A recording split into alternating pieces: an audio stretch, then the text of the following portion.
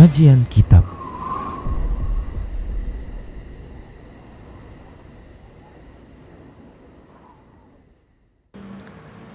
Bismillah, Assalamualaikum warahmatullahi wabarakatuh.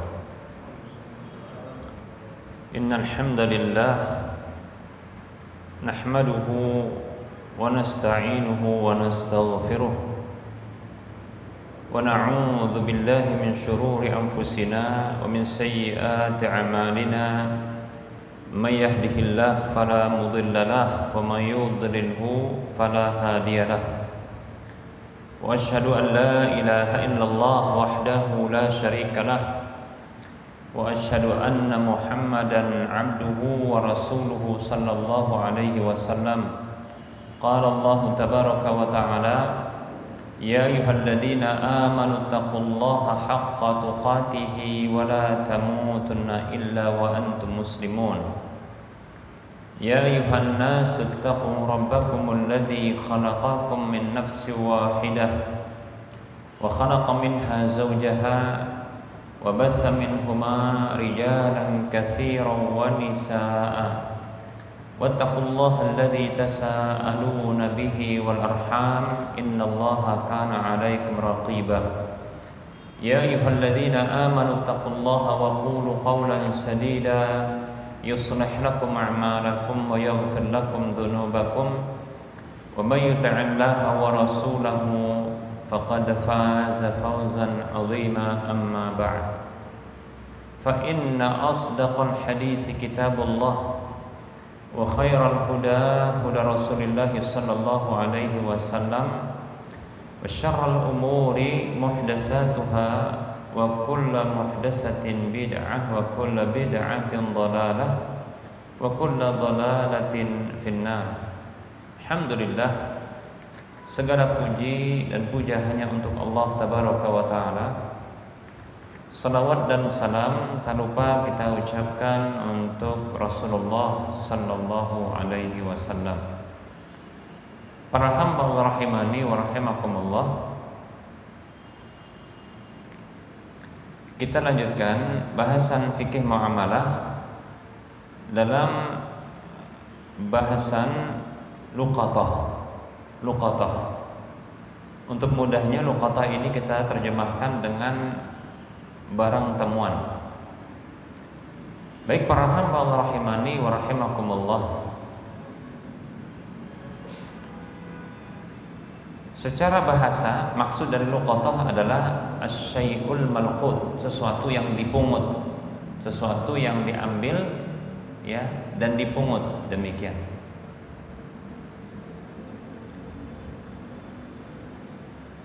Secara syar'i maksud dari luqatah adalah akhdhu malin muhtaramin min madya'atin liyahfadhahu aw liyatamallakahu ba'da ta'rifi. Secara syar'i maksud dari luqatah itu adalah mengambil harta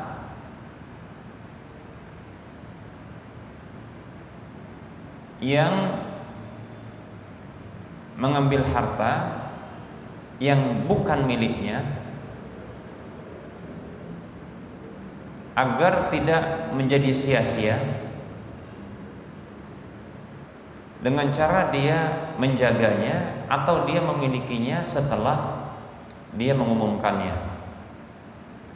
Baik para hamba Allah rahimani wa rahimakumullah, ini makna atau definisi dari luqatah. Jadi mengambil harta barang yang bukan miliknya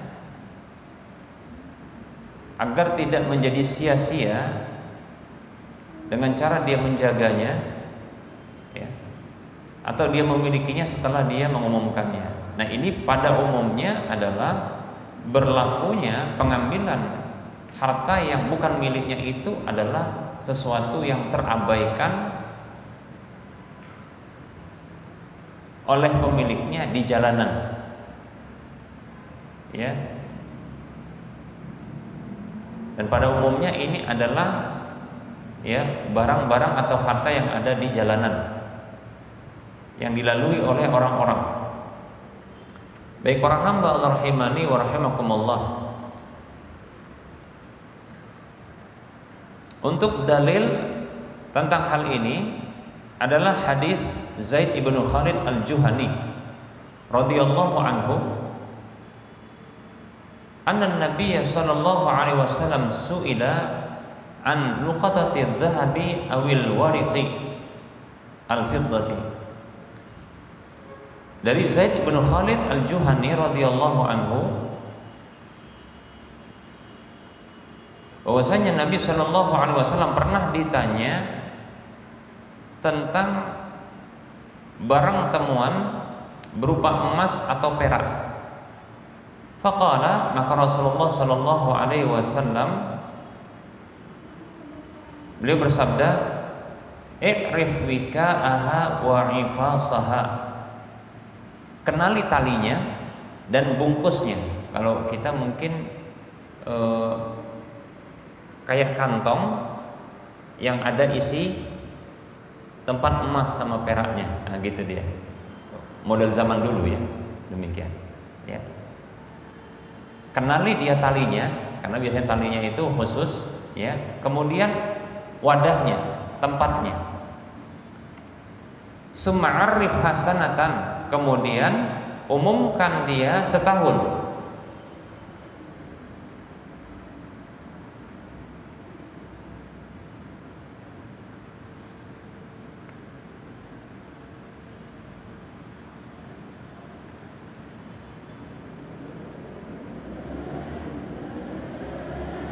Fa illam tu'raf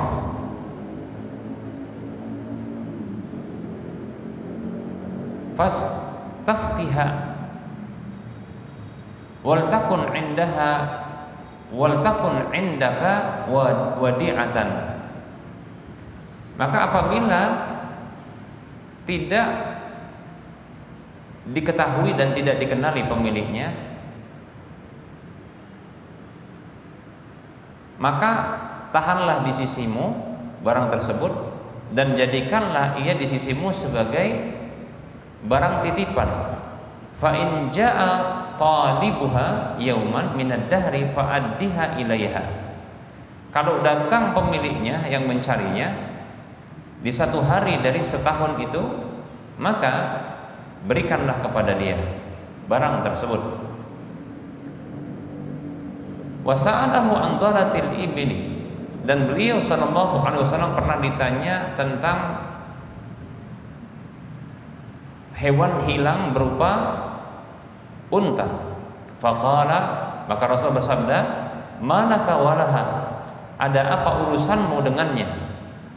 Da'ha fa inna ma'aha hida'uha fa inna ma'aha hida'aha wa siqa'aha taridul ma'a wa ta'kulu syajarah hatta yalqaha rabbuha. Apa urusanmu dengannya? Maksudnya ini hewan yang hilang tapi berupa unta. Apa urusanmu dengannya? Biarkan dia, karena sesungguhnya dia punya ladamnya, ladam namanya. Untuk pingin kaki apa namanya?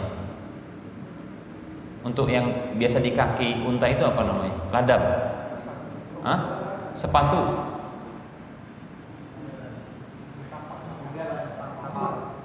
Tapal, iya, tapal. Biarkan dia, karena sesungguhnya dia punya tapalnya. Maksudnya dia bisa berjalan. Wasiqa'aha, dan dia punya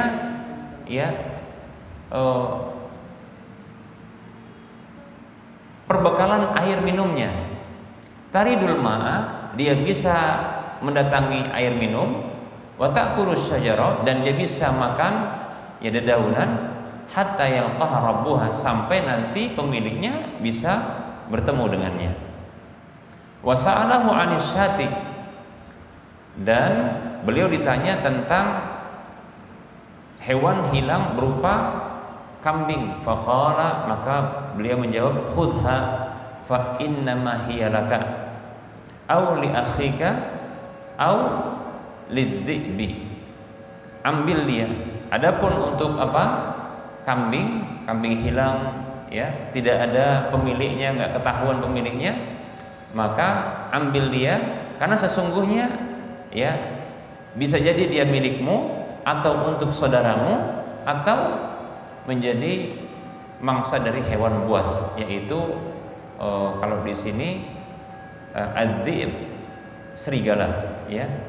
Hadis ini hadis yang dikeluarkan oleh Imam Al-Bukhari dan Imam Muslim. Baik para hamba Allah rahimani wa rahmakumullah. Nah, ini dalil yang menunjukkan tentang pensyariatan ya terkait dengan luqatah, barang temuan atau ya barang berharga yang ditemukan di jalanan. Maka di sini nanti akan kita bagi luqatah itu menjadi 3. Pertama, ya, apa saja ya yang tidak berharga. Apa saja yang dia tidak berharga atau sesuatu yang remeh nilainya ya, yang keinginan manusia tidak ada padanya.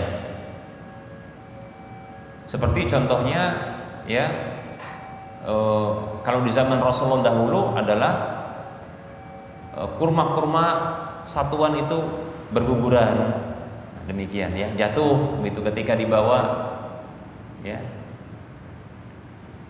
Begitu juga ya, mungkin cambuk ya, atau mungkin roti yang ukuran kecil ya, kalau kita sekarang mungkin ukuran 1000-an begitu, atau tongkat ya. Maka untuk apa saja yang tidak ada ya perhatian manusia padanya dan ini dianggap remeh nilainya, maka boleh untuk dimiliki, boleh untuk diambil, dipungut, boleh untuk dimiliki, dan boleh untuk dimanfaatkan ya, tanpa harus diumumkan, Baik para hamba Allah rahimani wa rahmakumullah.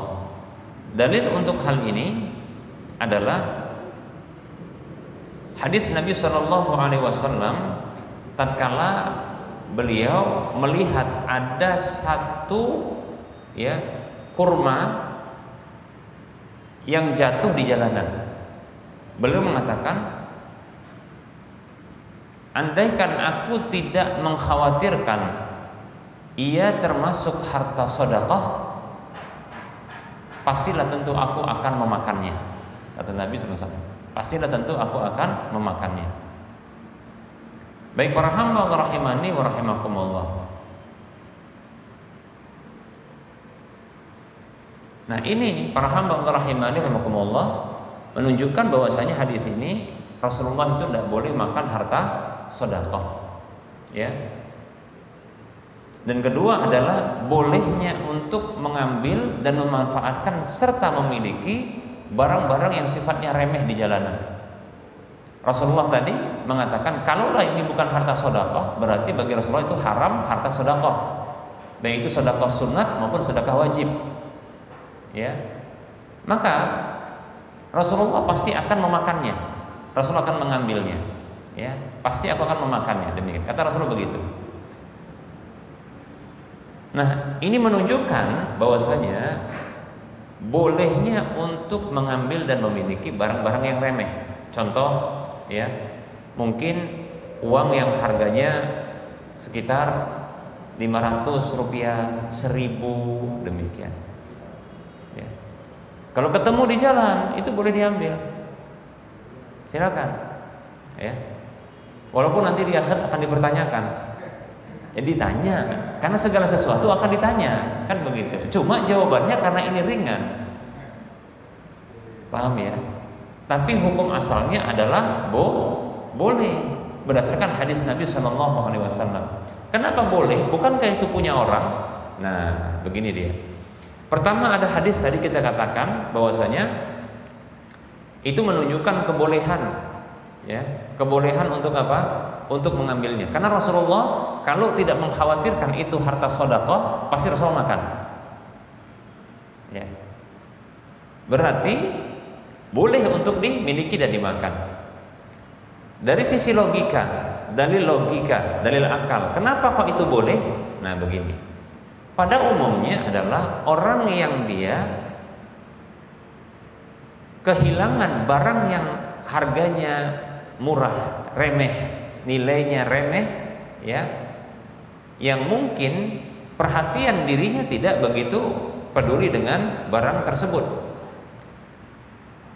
Maka ketika dia mengetahui barang tersebut berkurang darinya atau jatuh darinya, hilang darinya, dia tidak mencarinya, ya, itu menunjukkan kerelaannya. Paham tidak? Seperti contohnya kalau kita jatuh ini, tadi kita contoh nih ya, kita pengen ngasih contohnya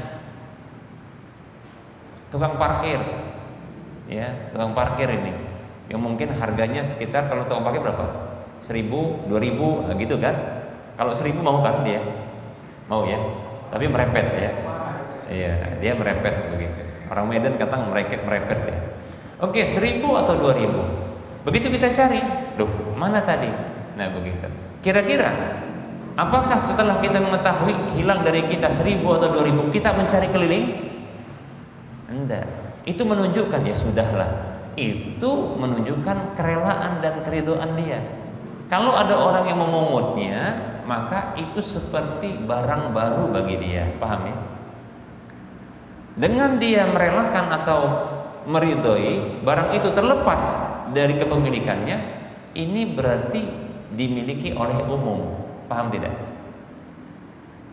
Nah, itu dari logikanya.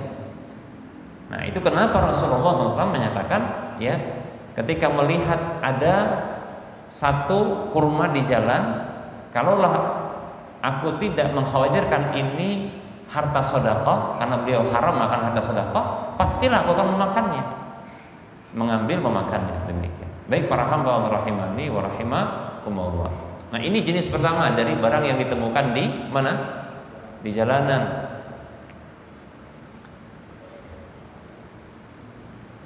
Yang kedua adalah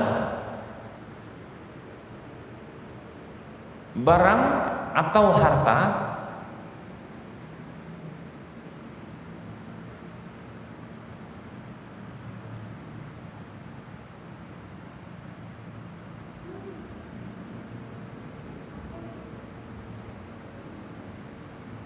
yang tidak boleh